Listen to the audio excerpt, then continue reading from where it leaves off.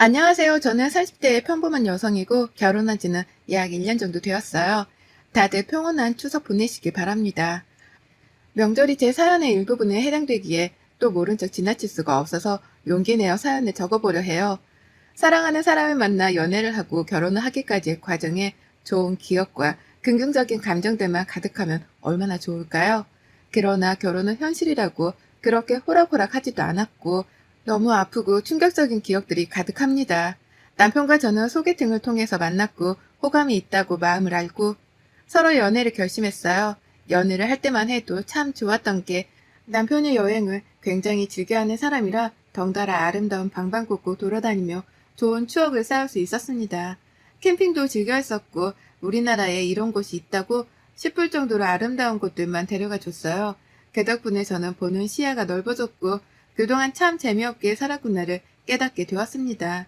남편과는 주로 둘 다 쉬는 주말에 국내 여행을 즐겨 했었고 연차를 써서 더 효율을 만든 다음에 해외여행도 즐겼어요. 남편이 단순히 여행만 좋아하는 게 아니라 계획도 참 잘 세우는 사람이라서 믿고 따라가기만 해도 완벽한 여행이 되었습니다. 항상 그런 남편 덕분에 저는 하는 것도 없이 몸만 딱 따라가면 완벽한 시간을 보내고 올 수 있었죠. 그래서 남편이 제게 프로포즈를 할 때도 이런 말을 했습니다. 소라야, 우리 지금처럼 평생 여행하듯 살자. 기쁘고 신나는 순간도 있을 거고 고난과 역경도 겪어야 하겠지만 그럴 때마다 우리 지금처럼 잘 견뎌나가면서 서로 의지하고 그렇게 살아보자. 나랑 결혼해 줄래? 당신다운 프로포즈네. 그래, 결혼하자. 남편의 저 말이 평생 기억에 남더라고요. 여행하듯 살자는 말이요.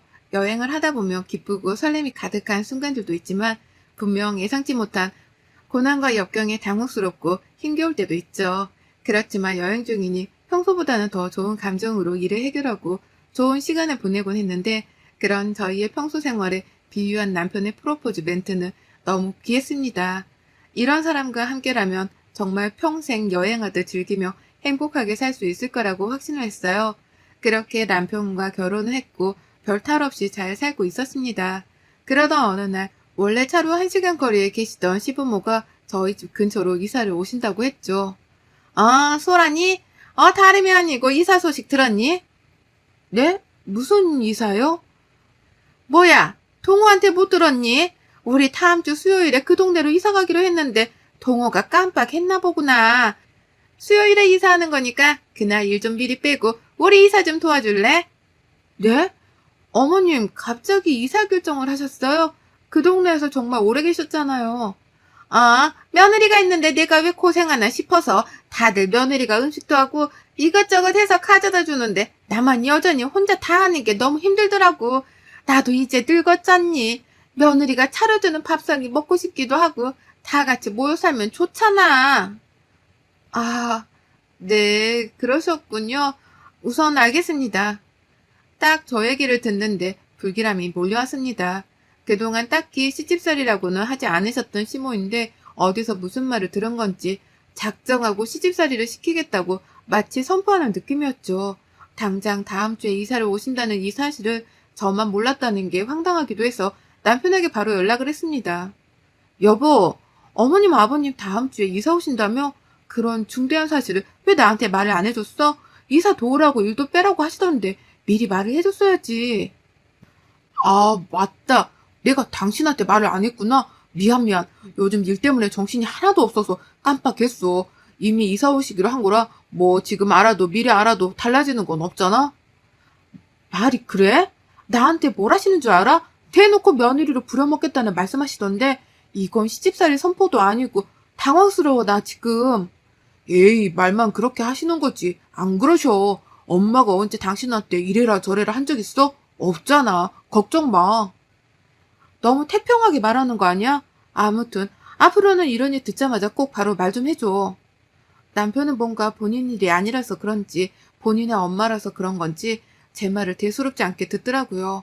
전 그런 남편의 행동이 무척이나 마음에 들지 않고 불편했지만 당장 벌어진 일은 아무것도 없어서 섣불리 뭔가를 할 수가 없었습니다. 걱정이 앞서는 건 사실이었지만 그래도 잘 지내봐야지 하며 마음을 꾹꾹 눌렀어요. 불안한 마음으로 시모의 이사를 기다렸고 드디어 이사를 했습니다. 당일에는 남편과 제가 이사를 함께 도와드렸는데 지옥에 입성하는 줄 알았어요. 정말 너무할 정도로 저를 부려먹었고 남편과 저를 딱 차별하는 게 보였죠. 예, 소라야. 내 옷들 드레스룸에 넣어뒀으니까 깔별로 딱딱 정리 좀 해줄래? 제가요? 그게 양이 너무 많던데 그럼 이 사람이랑 제가 같이 드레스룸 정리할까요? 내가 소라 너한테 시켰지. 우리 동호한테 시켰니? 동호는 내가 따로 시킬 게 있으니까 넌 정리 좀 해. 그렇게 한참 동안 옷 지옥에 빠져서 힘겨운 시간을 보내고 있었습니다. 분명 처음에는 밖에서 정리하는 소리가 들렸는데 어느 순간 조용해졌고 어디선가 맛있는 냄새가 나더라고요. 제가 착각한 거라고 생각하기에는 냄새가 닫은 방문을 뚫고 들어와서 나가봤습니다. 심어놓은 먼지가 온 집안에 날릴 테니 드레스룸 창을 열고 문 닫고 정리하라고 했거든요. 제가 그 먼지를 다 먹는 건 신경 쓰지 않았던 거죠. 당신 뭐해? 정리 안 해? 그게 엄마가 이거 맛 좀 보라고 해서. 예, 정리 다 했어? 아직이요. 근데 왜 나와? 내가 분명 정리 다 하고 나오라고 했잖니. 그리고 먼지 날리니까 방문 열지 말라고 말했지? 왜 내 말을 다 무시하지? 그게 아니라 밖에서 맛있는 냄새가 나길래 제가 착각한 건가 하고 나와본 거예요. 오늘 한 끼도 안 먹어서 배고프거든요. 그렇지. 배고프겠다. 같이 먹자. 무슨 소리야. 이거 제대로 만든 것도 아니니까 조금만 참고 정리나 해. 정리를 빨리 해야 뭘 먹던가 하지. 정말 먹는 걸로 저러는 게 가장 유치하고 치사한 건데 시모는 귀엽고 단 한 입도 주지 않고 저를 다시 먼지 가득 쌓인 드레스룸으로 돌려보냈습니다. 황당했던 건 본인들이 식사를 하기 위해 대충 주방을 싹 다 치웠더라고요. 그리고 거기에 앉아서 한우를 먹고 있는데 딱 봐도 식사 중인데 잠깐 맛만 보는 거라며 저를 못 먹게 했습니다. 순간 너무 서럽고 내가 왜 이러고 있어야 하지? 라는 생각까지 들어서 너무 속상했어요. 그래도 이걸 다 정리해야 집에 갈 수 있다는 생각에 정말 이 악물고 정리했습니다. 옷도 얼마나 많은지 정리를 해도 끝이 없었어요. 그거에 스트레스를 받다가 그냥 꾹 참고 했습니다. 드디어 정리를 다 했고 나와보니 남편은 소파에서 자고 있고 시모는 그 밑 바닥에서 자고 있더군요. 저는 자고 있는 남편을 살짝 깨워서 집에 가자고 눈치를 줬습니다. 그런데 눈치 없는 남편은 큰 소리로 말했어요. 정리 다 했어? 고생했지. 잠깐 쉰다는 게 깜빡 잠들었네. 벌써 저녁 시간인데 엄마네서 먹고 가자. 집 가서 밥하기 귀찮지? 아니, 그냥 집으로. 아유, 뭘 집에 가서 먹어. 그냥 여기서 먹지. 얼른 밥하게. 소라, 너 주방 좀 치워라. 주방이요? 그래. 아까 그 잠깐 맛보느라 이것저것 꺼냈는데 못 치웠어. 허리가 아파서 그걸 얼른 치워야 밥을 먹지. 우리가 먹은 거? 그거 내가 얼른 치울게, 엄마.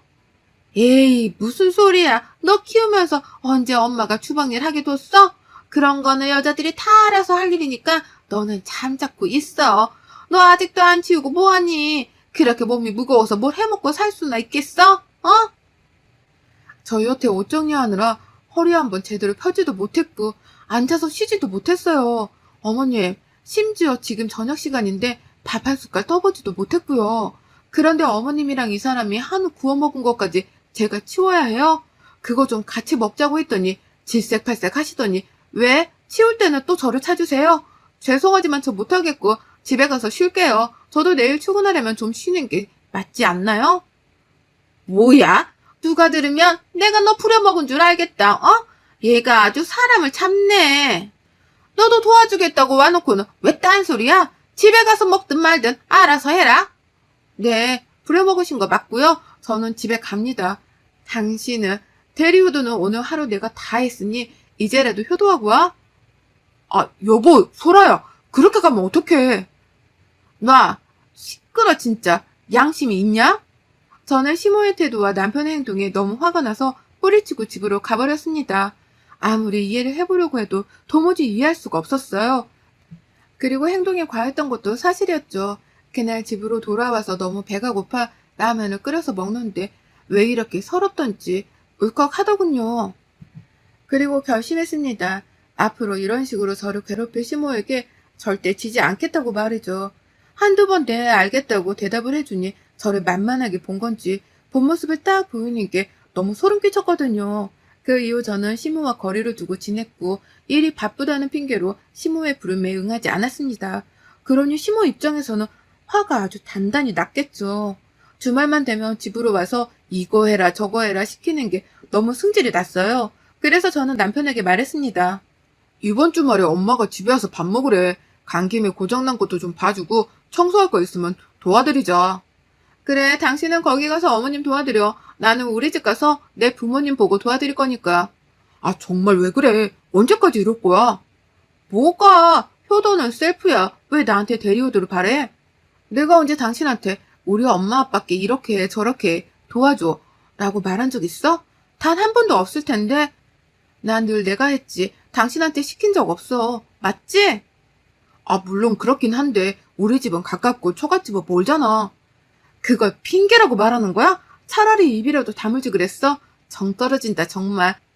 내가 알던 사람 어디 간 건지 모르겠는데. 그렇게 남편과 한바탕 싸우고 주말에 친정집에 놀러 갔습니다. 오랜만에 부모님을 보고 함께 시간을 보내니 그간 쌓였던 분노와 스트레스들이 눈 녹듯이 사라졌어요. 다행이었죠. 그런데 갑자기 부모님께 충격적인 소식을 듣게 되었습니다. 우리 딸 시집가서 사니까 어때? 그냥 그래. 뭐 엄청 행복하지도 불행하지도 않아. 어머머, 신혼인데 벌써 그런 소리가 나오면 어째? 아참, 엄마랑 아빠 이사하려고 해. 원래 고민 중이라 신경 쓸까봐 굳이 말 안 했는데 거의 확정이라서 말해. 이사? 갑자기 어디로? 부산으로 가려고. 이제 딸 시집도 보냈고 여기서 너무 오래 살아서 지겹기도 하고 더 늙기 전에 고향 가서 친구들도 보고 그렇게 살고 싶어서. 아, 정말? 아휴, 더 자주 못 보겠네. 근데 뭐, 잘 생각했어. 가서 친구들이랑 시간도 보내고 그러면 더 행복해질 거야. 자주는 아니더라도 얼굴 까먹지 않을 정도로는 꼭 내려갈게. 부모님 고향인 부산으로 내려가겠다는 소식을 듣고 솔직히 마음이 쿵 했습니다. 지금도 자주 못 보는데 부산으로 가시면 더 자주 못 볼 것 같았고 정말 제가 출가 외인이 된 기분이 들었거든요.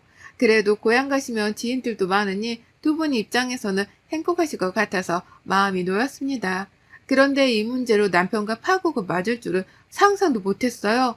부모님이 부산으로 내려가시고 첫 명절은 추석이었습니다. 제가 남편에게 꼭 부산에 가봐야겠다고 말했죠. 나 이번 추석 때 부산 가는 거 있지만 미리 예약해둘 건데 KTX랑 비행기 뭐가 좋겠어? 어? 아, 맞다. 처갓집 이제 부산이지? 그런데 엄마네도 가야 하는데 시간이 너무 빠듯하지 않아? 어머님 댁은 365일 중에 300일은 가는데 뭐가? 이사도 하셨고 명절인데 당연히 가야지. 가기 싫다는 소리도 들린다? 아니, 그런 게 아니라 사실은 나 KTX 타다 크게 다칠 뻔한 적이 있어서 그건 못하거든. 어? 그런 일이 있었어? 그럼 뭐 비행기 타고 가자. 예약해둘게. 아, 이거 진짜 숨기려고 했는데 나 비행기 탈 때마다 손발이 덜덜 떨리고 두렵고 무서워. 왜 그런지 모르겠는데 숨도 잘 안 쉬어주고 막 그래.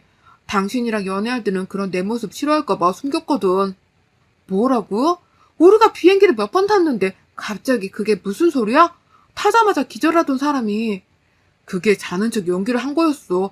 내가 두려워하는 게 들킬까봐. 어쩌지? 그래도 가긴 해야 하니까 내가 약을 먹던가 해볼까? 근데 몸에 안 좋다고 해서 걱정이네. 우리 애기도 낳아야 하잖아. 아니, 대체 이게 무슨 소리야? 그럼 KTX도 못하고 비행기도 못하겠다는 거야? 너무 당황스럽네? 그럼 뭐 차 타고 가자. 여보, 무슨 소리야? 차 타고 부산을 어떻게 가? 가다가 죽어 힘들어서. 그건 너무 비효율적인 일이야. 버스도 똑같고. 아니, 그럼 우리 집에 가지 말자는 소리야? 이번만 어떻게 잘 말씀드려봐. 내가 고쳐볼게. 노력해볼게. 남편은 갑자기 말 같지도 않은 소리를 했어요. 안 가려고 애쓰는 것 같아 보이면서도 그 말이 진심인 것 같아서 솔직히 더 캐묻지는 못했습니다. 결국 저 혼자라도 다녀오려고 했으나 시무것도 저를 놔주지 않았어요. 제가 부산으로 가버릴까봐 아예 저희 집에 이른 오전부터 오셨죠. 나왔다. 우리 집에서 하든 여기서 하든 상관없으니까 그냥 여기서 만들자. 내가 음식할 재료들은 대충 들고 왔고 나머지 배달시켰으니까 곧 올 거야. 오면 바로 시작하자. 어머님, 그런데 저 부산 가봐야 해서요. 시간이 빠듯하거든요. 제가 미리 말씀 몇 번이나 드렸는데 깜빡하셨어요? 그건 네 사정이지. 시집으로 왔으면 시댁법에 따라야 하는 거 아니니? 난 오늘 당장 음식 싹 해두고 나머지 휴일은 푹 쉬고 싶으니 네가 날짜를 바꾸던가 해. 네? 당장 지금 어떻게 바꿔요? 못 가죠, 어머님. 그럼 가지 말던가. 딸 시집 보냈으면서 왜 소유하려고 하니? 너 이제 우리 집 사람 아니야? 딸은 원래 시집가면 출가외인이라고. 시모는 저를 못 가게 할 작정으로 아예 계속해서 부려먹으려고 했습니다. 너무 화가 나더라고요. 당장 추석 당일에 비행기표가 남아있을 리도 없었고 저 결국 못 갔습니다. 분노해 있는데 웃긴 건 지금부터였죠. 저는 그 와중에 이 음식들을 다 해야 쉴 수 있다는 생각에 입 닫고 음식을 막 하고 있었어요. 그런데 남편이 자꾸 드레스룸과 안방을 왔다 갔다 하며 분주해 보였죠. 그러더니 시모는 잠깐 약속이 있어서 갔다 오겠다며 나갔고 1시간 후 남편은 시모를 모시러 간다며 나갔습니다. 결국 저 혼자 음식을 다 했고 저녁 8시가 되어도 둘 다 연락을 받지 않았죠. 그러다 시모랑 연락이 되어 물었습니다. 어머님 대체 어디세요? 그게 사정이 있어서 우리 오늘 못 가거든. 그러니까 너 먹고 쉬던가 해라. 네? 이 사람은 왜 전화를 안 받아요? 대체 무슨 사정이길래 갑자기 외박을 하시는 건데요? 그걸 내가 하나하나 너한테 설명을 해야 하니? 참 잡고 있어 그냥 좀. 동호전화는 고장났다. 수리 바뀌어야 해. 그러니 전화 그만해라. 어차피 해도 못 받는다. 그렇게 시모는 전화를 끊었고 저 정말 혼자 펑펑 울었습니다. 분노가 막 솟아올라서 이 감정을 참지 못하겠더라고요. 지금이라도 혼자 차 끌고 부산으로 갈까 참 고민을 했는데 제가 운전이 그렇게 능숙한 게 아니라 혼자 장거리 운전을 할 자신이 없었죠. 결국 혼자 펑펑 울면서 술을 마시고 있다가 쌓아둔 짐을 풀었습니다. 그런데 커플 캐리어 하나가 없어진 거예요.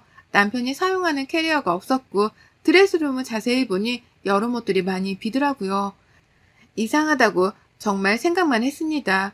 그 후 3일 뒤에 남편과 시모를 만날 수 있었는데 남편이 새까맣게 익어서 왔더라고요. 심지어 서늘한 날씨에 반팔 반바지를 입고 왔길래 물어도 대답을 해주지 않았습니다. 전 이상한 느낌에 남편 핸드폰을 뒤져봤어요. 고장났다더니 말끔하게 작동하더라고요. 그런데 카톡 목록에 비행기 예매한 기록이 있었고 세이브를 갔다 왔더군요. 잠들어 있는 남편을 흔들어 깨웠습니다. 이거 뭐야? 당신 어머님이랑 세이브 갔다 왔니? 그거 내가 간 건 아니고 엄마 친구랑 일이 있어서 아무튼. 네 이름이 이동호인데 네 비행기 티켓으로 엄마 친구가 갈 수 있어? 거짓말을 할 거라면 좀 그럴듯하게라도 해야지 속아주지. 너 진짜 미쳤구나. 비행기 타면 미칠 것 같다며 우리 집에는 한 번을 안 가주더니 나 속이고 나 혼자 일 시키고 세이브를 갔다 왔어? 이 둘은 저를 부려먹고 떼어놓고 세이브를 가서 여행을 즐기다 왔더라고요. 새까맣게 익어서 온 이유였죠. 그 사실을 알고 저는 더 이상 이 사람과 살 수 없다는 생각을 했어요. 짧은 시간일 수 있지만 시모가 이사 온 후 단 한 번도 행복하지 않았습니다. 그리고 저를 속이는 게 당연한 이들과 더 이상 엮이고 싶지 않았죠. 이혼을 선언했고 시모는 그 사실을 알고 한밤중에 찾아와 제 머리채를 잡으려 했어요. 그래서 전 시모의 정강이를 발로 세게 때리고 제가 머리채를 잡고 말했습니다. 툭 하면 윽박지르고 손버릇까지 더럽네. 내가 니네 종이니? 노예야? 남의 집 귀한 딸을 네가 뭔데 부려먹어. 안 그래도 없는 머리털 내가 다 뽑아주고 이혼할게. 그러게 적당히 하지. 사람은 왜 그거를 몰아가기를. 어머머머, 얘 미쳤나봐. 동호야, 아들. 당신 진짜 왜 그래? 미쳤어? 기다려. 다음은 네 차례니까. 네 머리털도 다 뽑아줄게 내가. 이혼은 저도 다 정리하고 부산으로 내려왔습니다. 그곳이 부모님 고향이라 지인이 많기도 하지만 제 지인들도 꽤 있거든요. 마음이 적적하고 힘들 때 늘 위로받던 곳이 제게도 부산이라 부모님 곁에서 함께 다친 마음을 치유하고 있습니다. 남편과 시모는 어떻게 지내는지 소식조차 몰라요.